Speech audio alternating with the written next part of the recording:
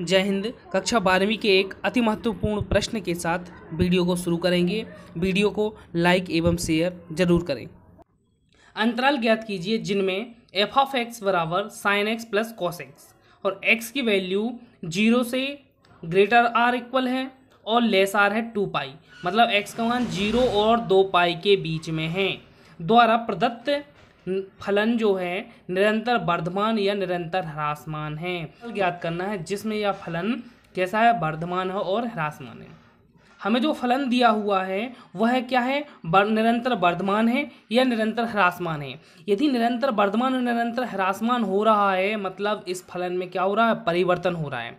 तो सबसे पहले तो हम इस फलन का क्या करेंगे, परिवर्तन मतलब अवकलन।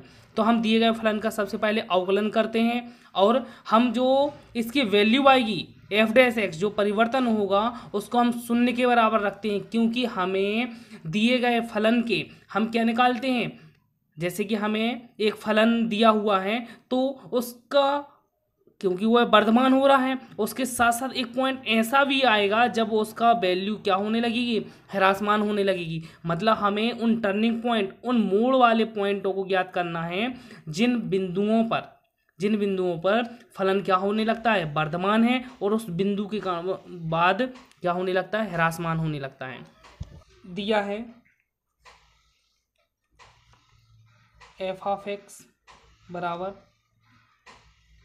साइन एक्स धन कॉस एक्स ते हैं, एफ डैश एक्स निकालते हैं तो F dash x sine x का कॉस एक्स और कॉस एक्स का माइनस साइन एक्स। ये अब हम क्या करेंगे, अब एफ डैश एक्स बराबर 0 के बराबर रखेंगे और एफ डैश एक्स का मान क्या है, cos x minus sine x बराबर 0। इसलिए यदि हम साइन एक्स का पक्षांतर कर दें तो क्या हो जाएगा, कॉस एक्स बराबर साइन एक्स।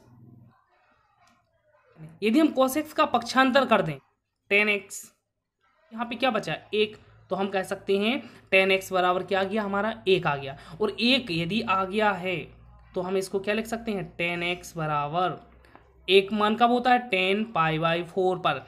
तो यदि 10 पाई/4 का मान क्या होता है, 1, तो हमें क्या मिल गया, 10x बराबर 10 पाई/4। मतलब हम यहाँ पे पढ़ चुके हैं, चूँकि यदि टेन थीटा बराबर 10 अल्फा है तब जो थीटा का मान होता है वो क्या होता है, n पाई धन अल्फा।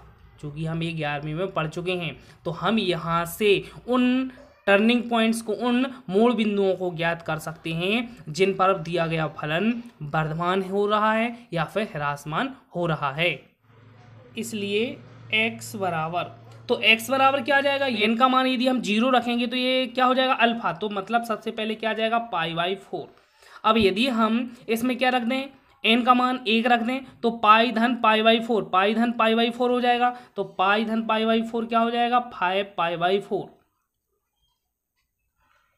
इसके बाद यदि हम n का मान क्या रख दें, 2 रख दें तो क्या हो रहा है, यदि हम n का मान 2 रख रहे हैं तो क्या हो जाएगा, 2 पाई धन पाई/4। और हमें क्या दिया है, फलन 0 से 2 पाई के बीच में x का मान होना चाहिए, इसलिए हम कह सकते हैं इसके आगे हम नहीं रख सकते। तो x के मान क्या मिलेंगे, पाई/4 मिलेंगे और 5 पाई/4। चूँकि x क्या है, 0 से बड़ा है लेकिन क्या है, 2 पाई के छोटा या उसके बराबर है, अतः हम कह सकते हैं इस तरीके से कि x का मान जो है 0 से 2 पाई के बीच में है और हमें एक वैल्यू क्या मिल गई है, पाई/4, और एक मान मिल गया है 5 पाई/4। तो इस तरीके से हम 3 असंयुक्त अंतराल बांट सकते हैं। कौन कौन से 3 असंयुक्त अंतराल होंगे, एक तो होगा क्या, अतः अंतराल क्या हो जाएंगे, एक क्या हो जाएगा 0 से पाई/4 का, दूसरा क्या हो जाएगा पाई/4 से 5 पाई/4 तक का, पाई/4 से 5 पाई/4 तक का, और तीसरा क्या हो जाएगा 5 पाई/4 से 2 पाई के बीच का। तो इस तरीके से हमें 3 असंयुक्त अंतराल मिल जाते हैं। अब हमें क्या बतलाना है कि ये किस अंतराल में फलन वर्धमान है या ह्रासमान है। तो इसके लिए हम क्या करते हैं, जो हमारा f' था उसमें हम जैसे 0 से π/4 के बीच की कोई एक वैल्यू, एक मान को हम f' में रखते हैं। यदि उसका मान धनात्मक होता है तो वह क्या होता है, दिए गए अंतराल में वर्धमान होता है, और यदि ऋणात्मक होता है उस दिए गए अंतराल में फलन क्या होता है, ह्रासमान होता है। अब अंतराल 0 से π/2 में, अब अंतराल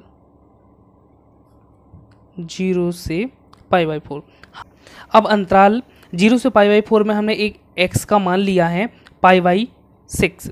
π/6 जो होगा 0 से π/4 के बीच में होगा।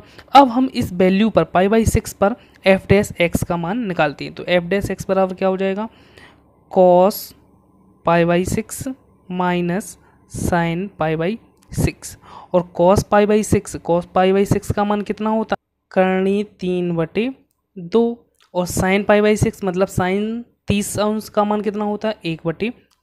तो इसका मान जो आएगा करणी 3 ऋण 1/2, और करणी 3 का वैल्यू यदि हम देखें तो क्या होता है 1.732, और एक घटाएंगे तो मतलब इसका मान कितना है, पॉजिटिव है। तो हम कह सकते हैं इसलिए f' इज ग्रेटर 0। यदि इसका मान f' का मान यदि 0 से बड़ा है मतलब पॉजिटिव है, इसलिए अंतराल 0 से π/4 में f(x) वर्धमान होगा, वर्धमान है। अब हम देखते हैं अंतराल π/4 से 5π/4 में। अब अंतराल π/4 से 5π/4, अब यहाँ पे हम x का मान ले लेते हैं इन दोनों के बीच में। x का मान हमने मान लिया π/2, x का मान क्या मान लिया, π/2, इसलिए f' क्या हो जाएगा, cos π/2 माइनस साइन π/2, और cos π/2 का मान हमें पता है 90 होता है, 90 में 0 होता है, और साइन π/2 1 होता है, ऋण 1।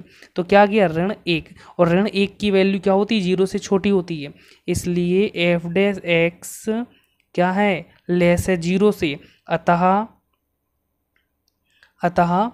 अंतराल जो π/4 से 5π/4 में f(x) कैसा होगा, अंतराल ह्रासमान होगा, ह्रासमान होगा या है।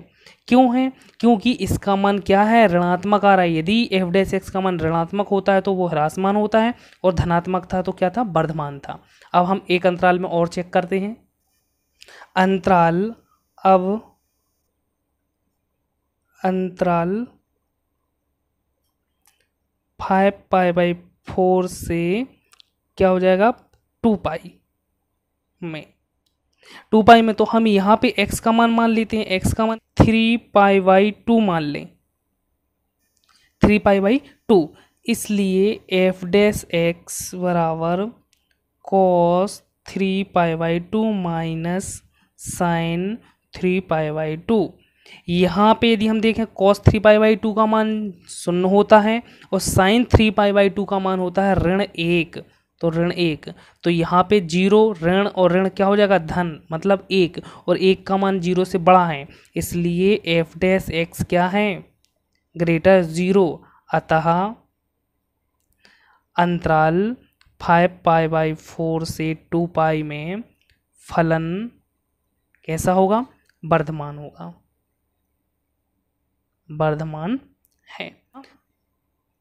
वो अंतराल 0 से π/4 में कैसा है, वर्धमान है, π/4 से 5π/4 में ह्रासमान है, और 5π/4 से 2 पाई में क्या है, पुनः वर्धमान है।